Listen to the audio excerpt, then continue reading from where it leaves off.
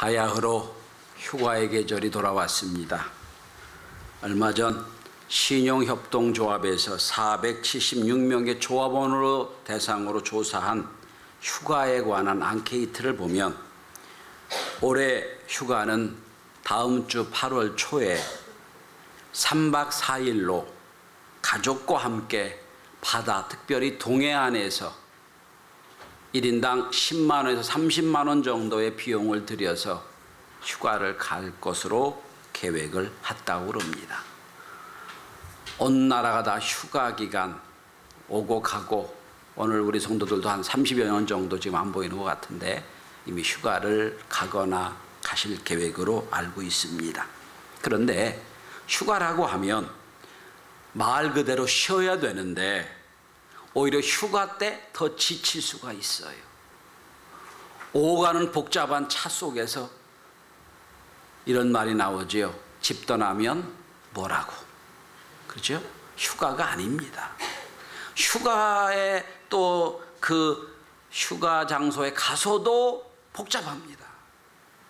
사람만 구경 가도 옵니다. 또 휴가를 다녀와서는 휴가 후유증을 또 겪습니다. 휴가 갔다 오면 오히려 더 불편해지는 게 우리의 휴가의 모습입니다. 미국에 있었던 일입니다. 미국 교회 목사님은 공적인 목회와 사적인 영역을 철저히 구별해서 목회하는 경향들이 있습니다. 한 교회의 어떤 신앙 좋은 여자 성도가 화가 난 모습으로 화요일 날 전화를 했다고, 목사님을 전화를 했다고. 그럼 목사님, 어제 월요일 전화 안 받으시던데요. 목사님 하신 말씀이, 예, 저는 월요일 날 쉽니다. 그랬더니 여자 성도가 이렇게 말하더랍니다. 목사님, 사탄은 하루도 쉬지 않고 일하는데. 목사님 대답이 걸작입니다. 예, 저는 사탄처럼 일하고 싶지는 않습니다. 그랬답니다. 어느 유명한 신학교 교수님이 열심히 일하다 그만 병에 걸려서 치료를 못하고 임종을 맞게 됩니다. 임종 시에 동료들에게 이렇게 말했다고. 목사님들이 다, 나는 쉬는 것도 목회인 줄을 이제 깨달았네. 자네들 쉴 수 있으면 쉬며 일을 하게나. 여러분, 천지를 말씀으로 지으신 신중의 신인 하나님도 6일을 일하고 하루 쉬셨어요. 쉼이 필요 없는 분이 쉬셨다는 말씀이에요. 근데 우리는 쉬지 않고 일합니다. 저는 휴가 기간을 맞이해서 오늘 예수님과 제자들의 휴가의 모습이 어떤 모습인지 살펴보려고, 그리고 오늘 우리 시대에 어떤 휴가를 보내야 참 쉼을 얻고 참 휴가다운 휴가를 가질 수 있는지, 이 말씀을 통하여 말씀을 나누고자 합니다. 오늘 휴가 설교하려고 제가 가운도 안 입었어요. 그리고 자, 여러분, 첫째, 예수님과 제자들의 휴가의 모습은 육체의 쉼을 주시기 위한 휴가였습니다. 휴식이었습니다. 육체의 쉼, 이게 휴가의 첫 번째였다는 겁니다. 오늘 본문의 상황은 참 은혜가 충만한 상황이었습니다. 제자들이 나가서 지금 많은 주의 사역을 감당하고 막 능력을 받고 놀라운 역사를 하고 예수님께 선교복을 하고 있는 겁니다. 아마 제가 그때 봤으면 얼굴이 벌겋게 상기됐을 거예요. 막 가슴이 뛰면서 막 즐겁게 예수님께 지금 선교복을 하는 겁니다. 예수님, 내가 예수님 말씀, 우리가 예수님 말씀대로 나가 전도했더니 많은 사람이 회개했습니다. 병도 고쳤습니다. 놀랍게 지금 선교복을 하고 있는 거예요. 여러분, 오늘 본문의 바로 앞에 12절 13절을 한번 보십시오. 제자들이 어떤 일을 했는지가 나와 있어요. 제자들이 나가서 회개하라 전파하고 많은 귀신을 쫓아내며 많은 병자에게 기름을 발라 고치더라. 지금 나가서 막 예수님 말씀대로 병자도 고쳤어요. 귀신 내쫓았어요. 지금 놀라운 역사가 일어나고 있어요. 막 흥분돼서 보고 하는 겁니다. 예수님 말씀대로 놀라운 선교 역사가 일어났습니다. 그러면 예수님이 잘했다 박수 쳐주면서 그래 더 열심히 하자, 열매 맺자 해야 될 거 아니겠어요? 근데 예수님은 뜻밖의 제안을 하세요. 오늘 여러분 본문에 바로 31절에 보시면 이르시되 너희는 따로 한적한 곳에 가서 잠깐 쉬어라. 아니 지금 막 열심히 선교 보고를 하고 지금 기쁘게 막 힘있게 나가야 될 때인데 너희는 조용히 있어 따로 한적한 곳에서 좀 쉬어라. 완전 쿨다운 시키는 거예요. 막 지금 열심히 주일을 감당하는 판에 어떻게 보면 찬물을 뿌리는 것 같은 말씀을 하세요. 잠깐 쉬어라. 왜 그랬을까요? 오늘 본문 그 이유를 31절 이렇게 설명합니다. 이는 오고 가는 사람들이 많아 음식 먹을 겨를도 없습니다. 너무 사람들이 많으니까 이 제자들이 식사할 시간도 잊어버린 거예요. 식사할 기회도 얻지 못한 거예요. 선교에 열심을 다하여 주의 일을 감당하는 제자들이 막 열심을 다해 막 흥분돼서 보고하는 걸 보고 예수님은 그 선교의 모습이 아니라 그 제자들의 육체 연약함을 아시는 거예요. 열심히 주의 일을 감당했지만 그 육체는 지금 번아웃 되기 직전의 모습을 보신 거예요. 여러분 번아웃이란 단어를 아시죠? 장작을 태울 때 계속 불이 붙습니다. 그럼 장작이 계속 타지요. 그런데 계속해서 장작 연료를 안 제공해주면 그냥 꺼져버리는. 막 지금 불이 타서 막 활활 뭐가 일어난 것 같은데 장작은 지금 점점 없어져서 다운된, 소진된 주님이 그 모습을 제자를 보신 거예요. 열심을 다해 주의 일을 감당하고 있지만 육체가 피곤해서 지친 모습을 보신 거예요. 선교를 잘했다, 참 잘했다, 참 좋다 이게 아니라 잠깐 내려놓고 쉬어라. 잠깐 내려놓고 쉬어라. 왜 그랬을까요? 제자들의 육체 연약함을 보시는 거예요. 성도 여러분, 진정한 쉼은 육체가 쉬어야 됩니다. 예전에는 목사님들이 막 육체가 사약하니까 그냥 육체는 관계없이 열심히 일해야 했는데 지금은 아니에요. 여러분, 우리의 육체는 하나님이 거하실 장소입니다. 하나님이 거하실 성전이에요. 우리가 육체가 피곤하고 육체가 다운되고 육체가 병들면 아무리 주의를 하고 싶어도 할 수가 없어요. 지금 그걸 아시는 거예요. 너희들 육체가 지금 번아웃 됐구나. 선교도 좋지만 더 중요한 건 잠깐 멈추고 잠깐 쉬어라.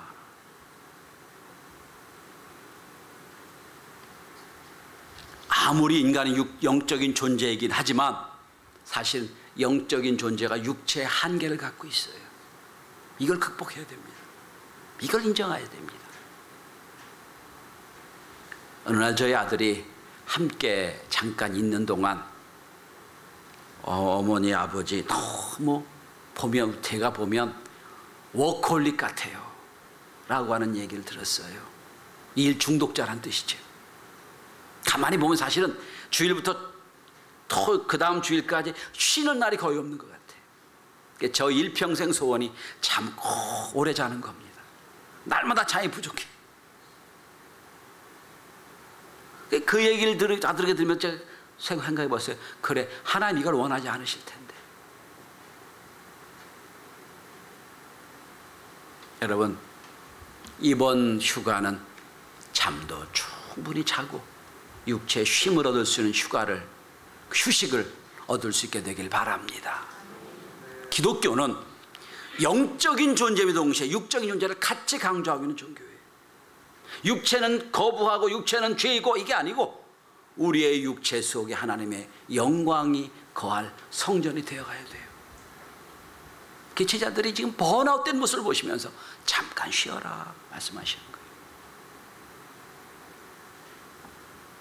그렇다고 주일 지금 예배 시간에 눈 감고 쉬라는 뜻은 아니에요. 지금은 예배에 집중하는 시간입니다. 지금은 쉬는 시간이 아니에요. 자, 두 번째로 오늘 예수의 제자들의 쉼의 모습은 어떤 모습이냐? 하나님과의 관계를 회복하는 시간입니다.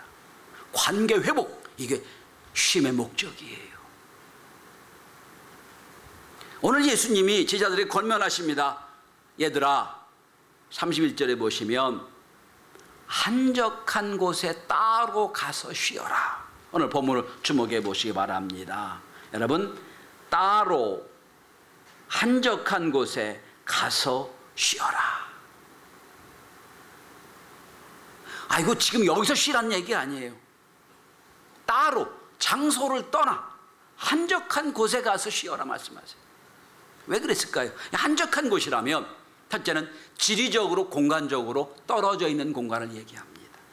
지금 사람들이 워낙 많아가지고 식사할 시간도 없고 겨를도 없는 이 상황 말고 조금 사람들이 없는 조금 한적한 곳에 가서 쉬어라 말씀하시는 거예요. 그리고 제자들을 배를 타고 따로 보내십니다. 아예 장소를 분리시키시는 거예요.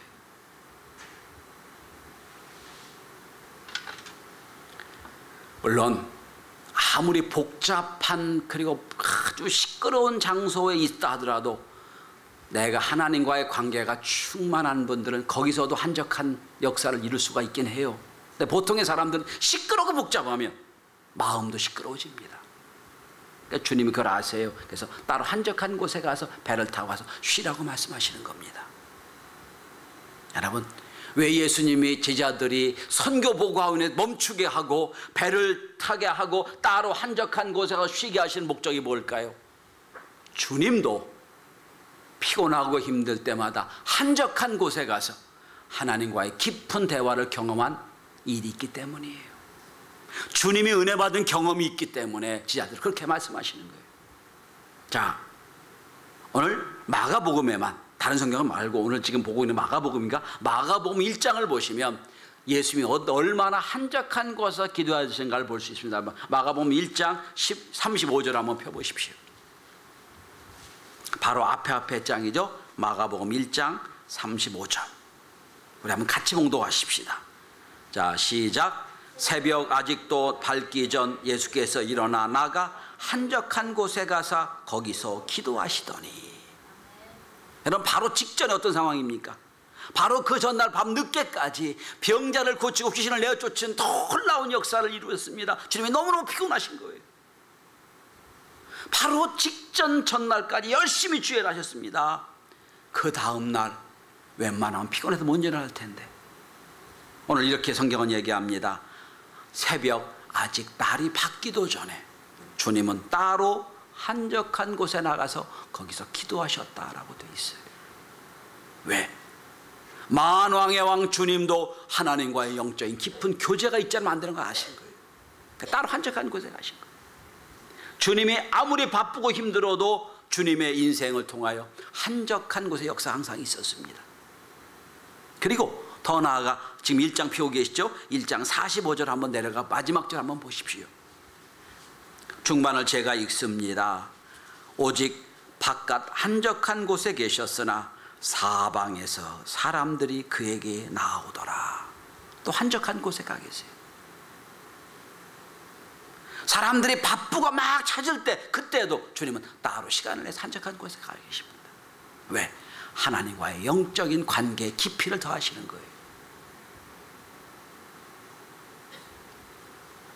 이 세상은 워낙 복잡하고 다양한 관계로 인해 쉽게 피곤함을 느낍니다. 진정한 쉼이 있다면 수고하고 무거운 짐진 자들아 다 내게로 내가 너를 쉬게 하려는 그 주님의 초청에 우리가 응답해서 주님과 영적인 깊은 교제하는 그 시간, 그것이 진정한 쉼이 됨을 믿으시길 바랍니다. 진정한 쉼은 우리의 주인이 되시는, 우리를 지으신 하나님과의 관계를 더 깊이 하며 거기서부터 영적인 공급함을 얻어 새로운 은혜를 받는 것, 그게 진정한 쉼이라고 믿습니다. 자, 또 한 가지 한적한 곳이라면 공간적인 지리적으로 한적한 곳일 수도 있지만 또 한 가지는 지리와 공간과 관계없이 존재적인 의미에서 한적한 곳도 있을 수 있습니다. 무슨 뜻입니까? 아무리 사람이 많은 장소로 하더라도 주님과 나와 깊이 있는 교제가 있는 곳이라면 전 그게 한적한 곳이라고 생각을 합니다. 성도 여러분, 이 휴가 기간에 성경을 좀 읽는 것이 좀 부족했다면 시간과 짬을 내서 성경을 깊이 읽을 수 있는 기회도 얻으시길 바랍니다. 또 할 수 있다면 여유가 좀 있다면 1박 2일 정도 가까운 기도원에 가서 깊이 묵상하며 하나님과 기도할 수 있는 기회도 얻을 수 있길 바랍니다. 지난 6개월 동안 세상에 사느라고 하나님과 관계가 좀 끈끈하지 못했다면 이번 쉼을 통하여 휴가를 통해서도 내가 하나님과 깊은 교제가 있을 수 있는 귀한 쉼이 될 수 있길 바랍니다. 오늘 주님이 지자들의 선교 보고를 딱 멈추게 하고 한적한 곳에 가서 쉬게 하신 것은 첫째는 하나님과의 관계를 깊이 하기 위함이란 거예요. 또 한 가지, 전 오늘 우리 시대에 반드시 회복해야 될 하나의 관계가 있다면 그 관계는 가족 간의 관계라고 생각을 합니다. 오늘 우리 시대에 우리 교회가 뭐 큰 교회도 아니지 않습니까? 그런데 우리 교회만 해도 가족이 흩어진 사람이 얼마나 많은지 몰라요. 가족 깨어진 가정이 얼마나 많은지 몰라요. 이런 이 시대에 이 휴가 쉼을 할 수 있다면 가족 간의 관계를 다시 한번 확인하고 깊이 있게 하는 기회를 삼을 수 있길 바랍니다. 오래전 세계적인 회사인 코카콜라의 CEO, 최고 경영자였던 더글러스 데프트라고 하는 회장이 신년사를 한 적이 있습니다. 여러분, 회장의 신년사 안 봐도 빤하잖아요. 작년에 수고했다, 올해 열심히 하자, 이게 신년사 아니겠어요? 근데 이 데프트 CEO는 앞뒤 다 생략해 버렸습니다. 그리고 가장 중요한 걸 집어냈습니다. 제가 중요한 구절만 몇 구절 소개하려고 합니다. 잘 한번 들어보십시오. 인생이란 5개의 공을 가지고 노는 저글링이라고 생각해 보시기 바랍니다. 여러분은 일, 가정, 건강, 친구, 그리고 영혼이란 공을 하늘 높이 올리며 저글링을 하고 있습니다. 그런데 여러분은 곧 일이란 공은 고무공으로 만들어져서 내가 떨어뜨려도 그 고무공은 언제든지 나에게 다시 튀어오른다는 걸 깨닫게 될 겁니다. 그러나 나머지 4개의 공, 가족, 건강, 친구, 영혼은 유리로 만든 공이라는 걸 알게 될 겁니다. 이 4 중에 어느 하나라도 떨어지면 돌이킬 수 없이 긁히기도 하고 깨어지기도 하고 산산조각이 나기도 하고 움푹 패여서 제 공의 역할을 못하게 될지도 모릅니다. 여러분, 우리는 인생에서 균형을 잘 잡아야 됩니다. 하나로 떨어지지 않기 위하여 우리는 열심히 균형 잡힌 인생을 살아야 됩니다. 과거나 미래만 생각하다가 당신의 인생이 모래처럼 손가락 사이로 새가게는 하지 마시길 바랍니다. 당신이 어디서 왔는가 뿐만 아니라 어디로 가는가를 잊어버려서 당신의 인생을 그렇게 빨리 낭비하지 마시길 바랍니다.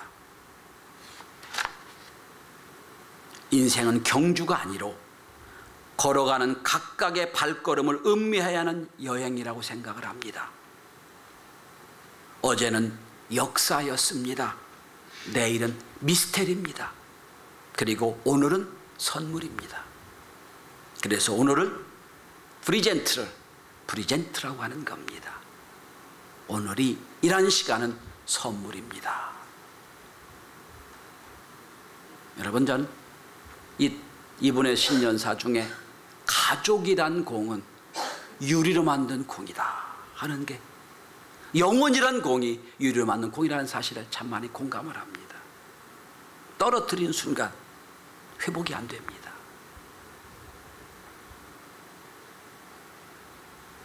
이 일 때문에 지난 6개월 동안 일에 몰입하느라고 가정의 관계가 소홀했다면 이 휴가는 가족의 관계를 깊이 하는 기회로 삼을 수 있게 되길 바랍니다. 그래서 저는 올해 특별한 이벤트를 하려고 합니다. 광고 시간에 말씀드리겠습니다만, 앞으로 3주간 동안 휴가를 다녀오시는데 가장 행복한 가정의 모습을 사진을 올려주십시오. 그럼 3가정을 뽑아서 선물을 하겠습니다. 휴가비를 지원해 드리려고 합니다. 가장 의미 있는 가정, 온 가정에 참여한 그 모습을 한번 올려보십시오. 감동들이 없어 왜? 이렇게라서 해서 이렇게라서도 가족이란 관계를 좀 깊이 하려는 담임 목사의 의도를 알아줬으면 좋겠어요. 여러분, 가족을 벗어난 순간 우리는 너무 혼자가 됩니다. 이 휴가에 부모님이나 여러분 가족과 함께 가족의 관계를 깊이 하는 기회로 삼을 수 있게 되길 바랍니다. 또 하나, 우정이란 관계, 성도와의 교제란 관계도 다시 한번 깊이 할 수 있는 기회가 되시길 바랍니다. 교회의 기능 중에 하나가 성도의 교제가 있습니다. 성도의 교제. 작년 저는 아주 독특한 휴가를 보낸 적이 있습니다. 사모님과 저 둘이 저희 동료 목사님 둘과 잠깐의 여행을 다녀온 적이 있습니다. 2박 3일의 짧은 여행이었습니다. 그런데 동기 목사님은 어떤 분이냐면 군대에 들어가서 장군 스타가 되려고 군대에 들어갔던 분이에요. 근데 그냥 부하의 무슨 푸릇한 사고를 자기가 책임을 지고 중간에 예편한 그런 동기 목사가 있어요. 공부도 할 만큼 했고 아주 실력 있는 목사님이 저 충주 저 시골 구석에서 충주호 옆에 10명도 안 모이는 작은 교회 목회를 하고 계신 목사님이에요. 저희 동기 목사님 언제 가서 보니까 교회는 우리 3층 교육관의 4분의 1밖에 안 되는 작은 교회입니다. 그래서 목회를 하고 계시는데 저희 사모님이 거기 갔다 오더니 그런 얘기를 하셨어요. 그 교회 옆에 바로 마당만 지나가면 충주호입니다. 옆에 벤치가 2개가 있는데 하얀 벤치였어요. 사모님이 그랬답니다.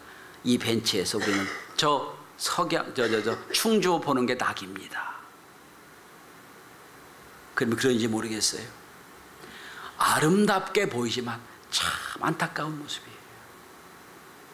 그래서 제가 작년에 그 부부 목사님을 초청해서 저하고 짧은 2박 3일의 동남아 여행을 한 적이 있어요.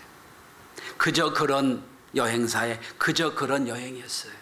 근데 좋았던 건 그런 기회를 가질 수가 없었는데 그 목사님 부부와 우리 부부가 바다를 바라보면서 밤이 새도록 많은 이야기를 나누었습니다. 갔다 와 그 목사님이 하신 말씀이 내가 목회를 하면서 공식적으로 교회나 기관에서 여행하는 것 이외에 부부가 그런 여행을 처음이었다고 너무 좋았다는 얘기를 들었습니다.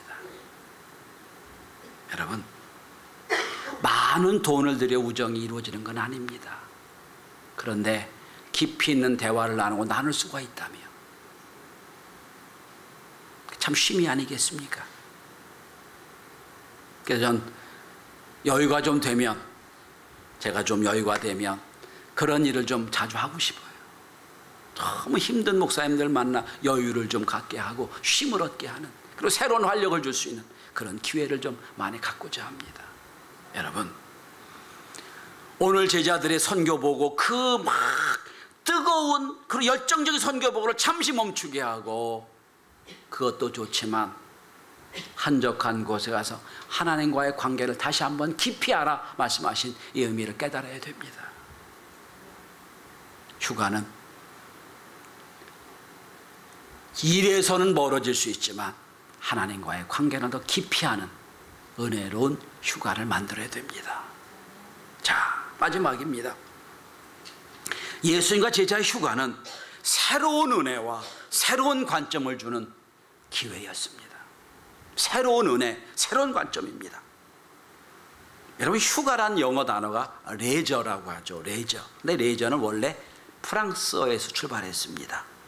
원어는 그리스에서 나왔습니다. 스콜레라는 단어에서 나왔습니다.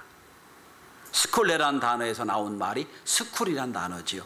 학교란 단어입니다. 그래서 레저란 원래 의미는 배운다는 뜻이 있어요. 배우는 일, 이게 레저입니다. 우리 레저는 뭡니까? 그냥 밖에 나가서 놀고 막 그런 즐기는 게 아니라 전체적으로 보면 배우는 일, 이게 레저예요. 이 레저의 세계적인 교수인 라이컨이라는 교수가 휴가를 3R로 설명을 합니다. 리플렉션, 되돌아봄, 반성, 반추, 과거를 되돌아보며 앞으로 나가는 겁니다. 두 번째 R, 리프레시먼트, 기분을 회복시켜주고 원기를 회복시켜주는 일. 마지막 R, 리크레이션, 재창조 의미가 있다고 그래요. 리플렉션, 리프레시먼트, 리크레이션 다 뭡니까? 휴가로 끝나는 시간을 보내는 게 아니라 과거를 돌아보고 지금 새롭게 하고 그리고 새로운 창조로 이어지는 이 관계가 휴가라는 겁니다.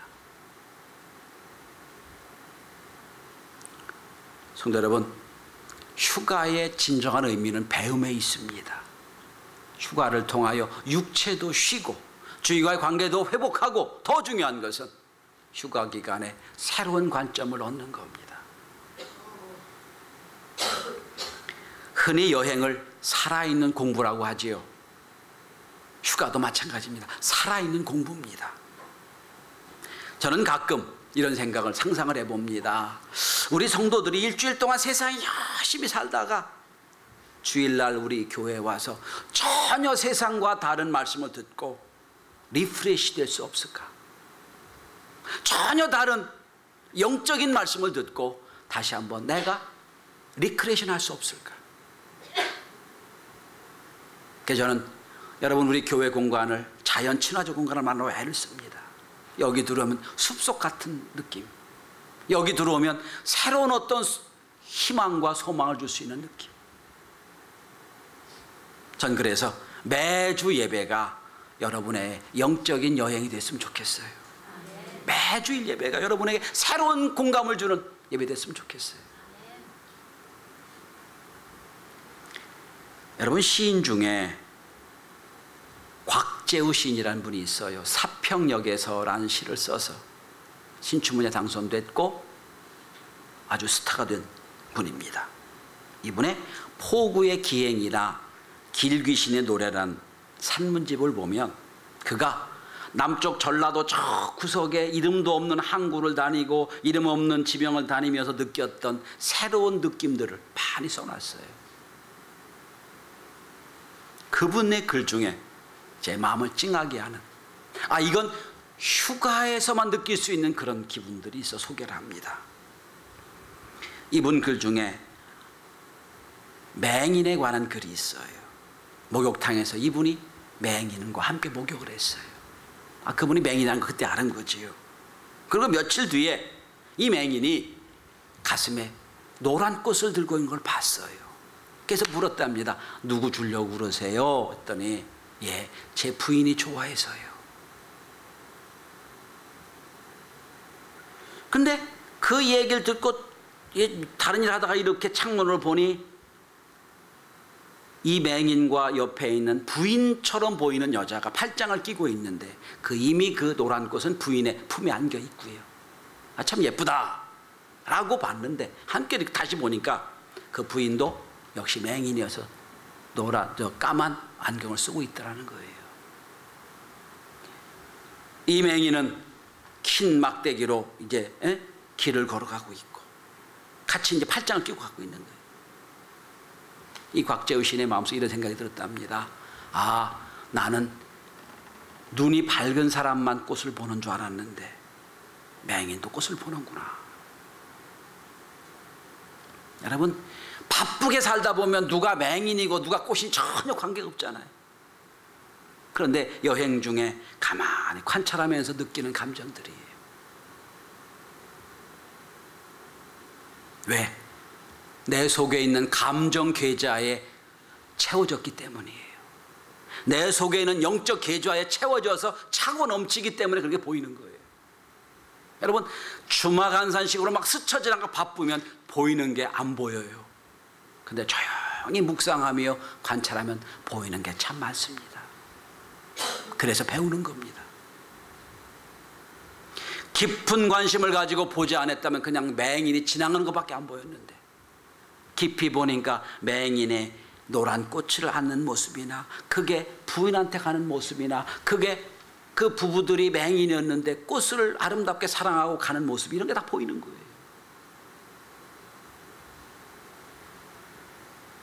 여행이나 휴식은 이렇게 우리의 감정에 충만하게 채워주는 일이 있습니다. 여러분, 휴가 기간에 대자연을 보시면서 하나님의 은혜를 여러분 마음에 가득 채울 수 있길 바랍니다. 영적인 은혜를 가득 채워서 그 은혜를 나눌 수 있게 되길 바랍니다. 자, 여러분 다시 한번 본문으로 들어가 보십시다. 지금 제자들이 지금 따로 배를 타고 한적한 곳에 가셨어요. 가셔서 잠깐의 휴식을 취하셨습니다. 잠깐 쉬었어요. 그리고 오늘 본문을 다시 주목해 보시기 바랍니다. 34절입니다.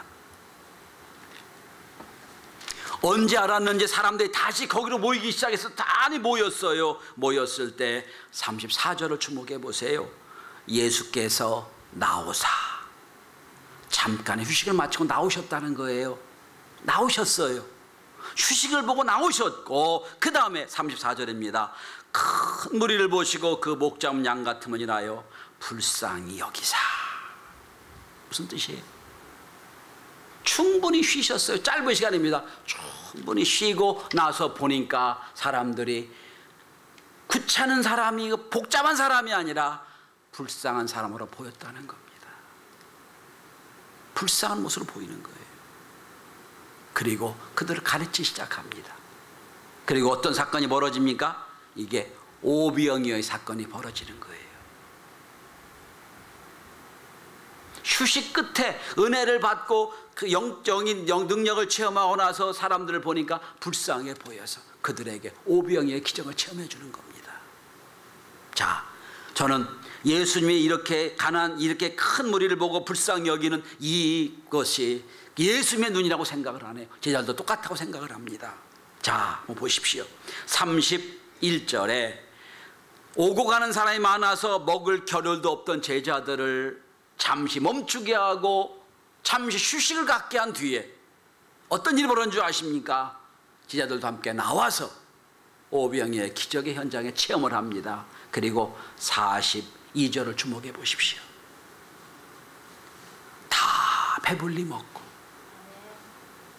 남은 떡 조각과 물고기를 12바구니에 차게 거두었더라.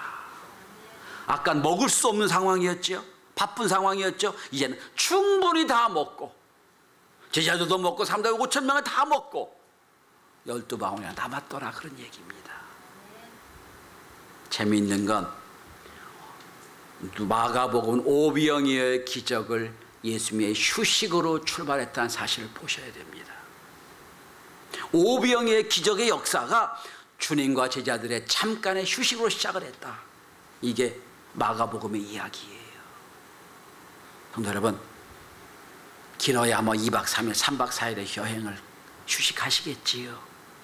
끝나고 나서 우리도 주님과 제자들처럼 이런 오병의 놀라운 역사를 체험할 수 있게 될 수 있길 바랍니다.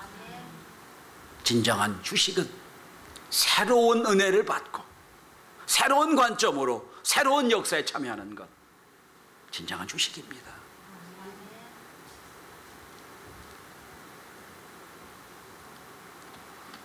오늘 전 이런 말씀을 드렸습니다. 지금은 잠깐 쉴 때, 쉬는 게 목적이 아니에요. 쉼을 통하여 육체도 쉬고 하나님과의 깊은 관계, 가족 간의 관계, 우정과의 관계도 깊이 하고, 더 나아가서는 휴가 끝에 새로운 은혜를 받아 주의 일의 역사에 동참하는 것, 진정한 휴가입니다. 이 휴식, 이 레크레이션, 이 리프레시먼트, 리프렉션의 역사가 올해 저와 여러분의 휴식 가운데 있게 되길 주의 이름으로 축원합니다. 기도합니다.